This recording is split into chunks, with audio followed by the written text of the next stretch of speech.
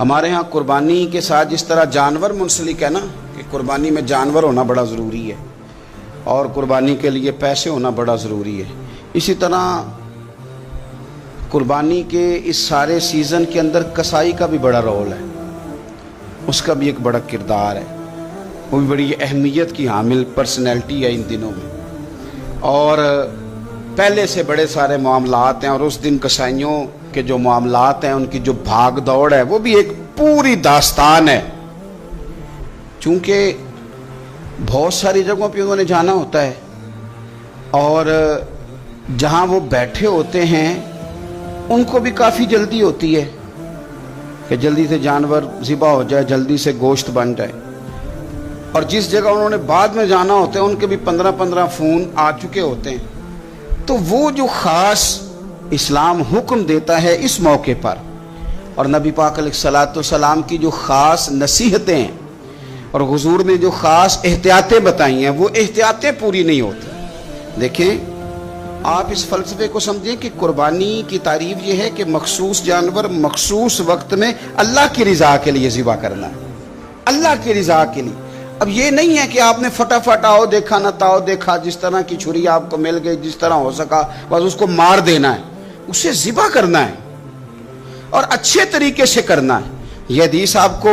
سیاستہ میں ملے گی، مسلم شریف میں ملے گی، ابو داؤد شریف میں ملے گی، حضرت شداد بن اوس رضی اللہ تعالیٰ عنہ حدیث کے راوی ہیں، نبی پاک صلی اللہ تعالیٰ علیہ وسلم نے فرمایا احسان کرنا اللہ نے فرض کیا ہے ہر چیز پر،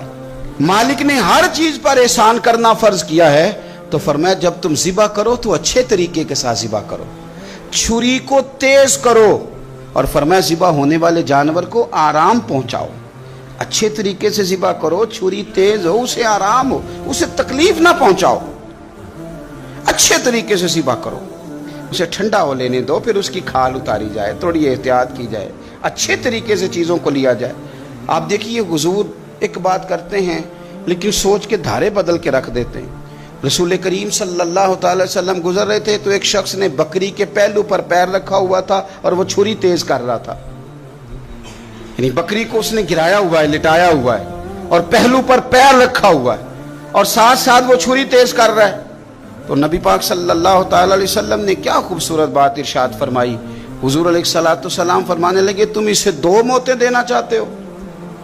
دوہری تکلیف میں گویا تم مبتلا کرنا چاہتے ہو، اس کے سامنے ہی تم چھریاں تیز کر رہے ہو۔ حضور فرمانے لگے 2 موتیں دینا چاہتے ہو،